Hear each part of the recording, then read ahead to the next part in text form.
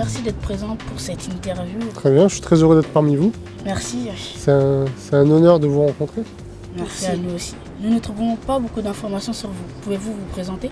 Je m'appelle Rachid Ami, je suis réalisateur depuis quelques années. J'ai réalisé 2 moyens métrages qui ont fait quand même pas mal de festivals, qui s'appellent Point d'effet sans cause quand j'avais 19 ans et Choisir d'aimer quand j'avais 21 ans.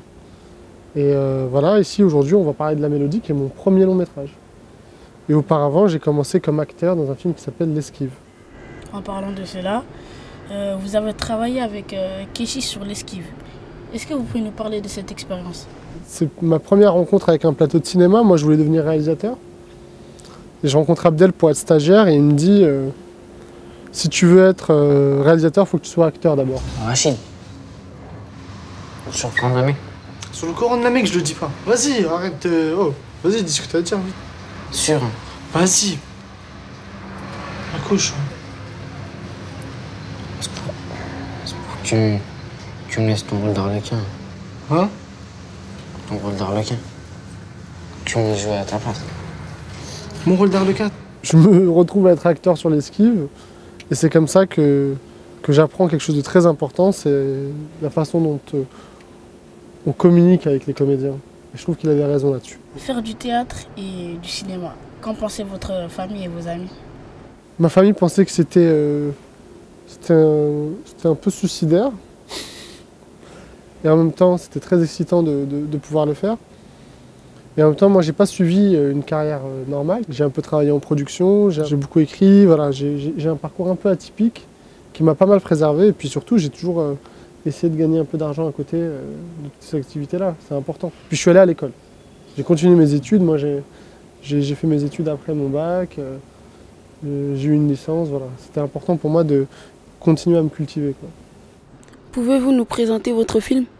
La Mélodie, c'est la rencontre entre Simon et des enfants de 6e dans un quartier. Tu t'assois. Monsieur Simon Daoud, votre professeur de violon. Bonjour. Est-ce que vous connaissez la musique classique? Wolfgang Amadeus Beethoven, il a fait le truc là. Tan, tan, tan, tan. Céline Dion. Céline Dion. Mais t'es imbécile. Qu'est-ce qui vous a inspiré pour faire ce film? Et pourquoi avoir choisi cette histoire pour votre premier long métrage? Moi, je viens de Pierrefitte-sur-Seine. Je viens du 93, donc j'ai un peu des mêmes lieux que vous. J'ai grandi un peu comme vous. Et je pense que c'était important de raconter ces personnages d'enfants des quartiers qui sont pleins de vie, qui sont intelligents, qui ont du caractère, qui ont aussi une vraie personnalité. Et de les raconter de manière réaliste aussi.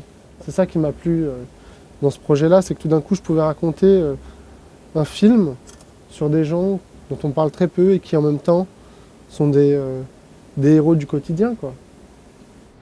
La Mélodie, pourquoi ce titre? Une mélodie, c'est un assemblage de plusieurs sons qui tout d'un coup prennent forme ensemble.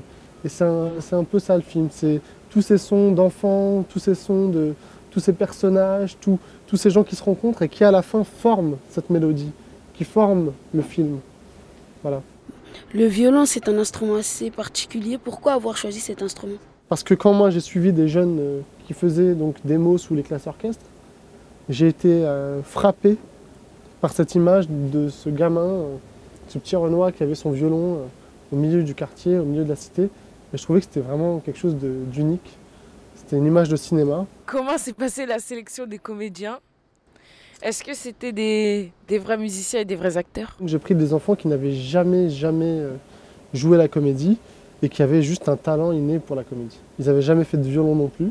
C'est dans le film, c'est au travers de la préparation du film qu'ils ont appris le violon aussi. Ce qui m'a étonné dans le film, c'est que les enfants parlent comme nous. J'ai bien aimé la scène du restaurant quand les enfants se vannent et se clashent. Comment avez-vous fait pour que ça soit plus crédible? Bah, comme tu l'as dit, ils parlent comme vous. Donc c'est que comme moi je viens aussi du même quartier que vous les gars, à un moment donné, il y a une façon de s'exprimer qui est très différente. Et je voulais la restituer de manière sincère, honnête et tangible. C'est-à-dire tout d'un coup que vous, comme moi, quand on entend ça, on se dit putain, j'ai vécu des scènes comme ça, je connais cette ambiance. Voilà, je voulais un truc un peu sincère et les enfants, ben, entre eux et moi, on a réussi à créer une relation de confiance qui a fait qu'à un moment donné, ils se sont livrés à moi. C'est pour ça qu'ils sont capables de faire cette scène-là ou qu'ils sont capables de pleurer. Ou voilà. C'est qu'à un moment donné, il y a une sincérité dans nos relations. Kadmirat fait plutôt des rôles comiques et dynamiques. Pourquoi l'avoir choisi pour ce personnage?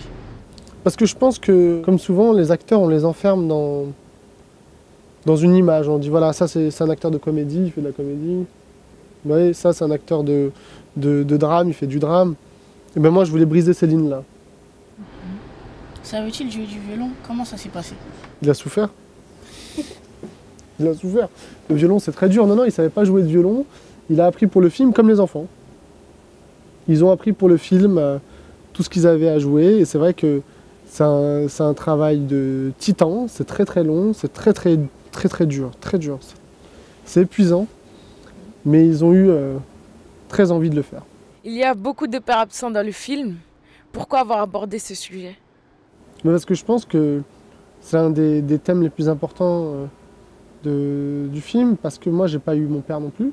J'ai grandi sans père. Donc je sais c'est quoi d'avoir un père qui abandonne la maison. Et je pense que c'est un truc très commun que beaucoup d'enfants vivent. Moi, sur mon film, je pense qu'il y avait au moins 5 enfants qui ne connaissaient pas leur père ou qui n'avaient pas leur père à la maison. Ou un père qui a abandonné le domicile familial. Donc c'est un sujet qui m'intéressait. Il y a aussi beaucoup d'amour. C'est une thématique qui vous touche? Moi, je fais des films par amour du cinéma, par amour des gens. Je fais des films humanistes, je ne fais pas des films commerciaux. Donc moi, ce que je veux faire, c'est des films qui sont là pour les gens. Je veux partager cet amour avec les gens. En faisant des films où les gens, justement, qui pensent ne pas s'aimer, des gens qui pensent que c'est impossible de vivre ensemble, tout d'un coup découvrent que putain, on peut vivre ensemble, qu'il y a un échange possible, qu'il y a de la curiosité, qu'il y a du désir de vivre en paix et qu'il y a des choses qui se passent. Les êtres humains se rencontrent. Et moi, je crois beaucoup à la rencontre. Merci. Je vous remercie à vous. Pas mal vos questions. Vous avez bien bossé, les gars. Bravo.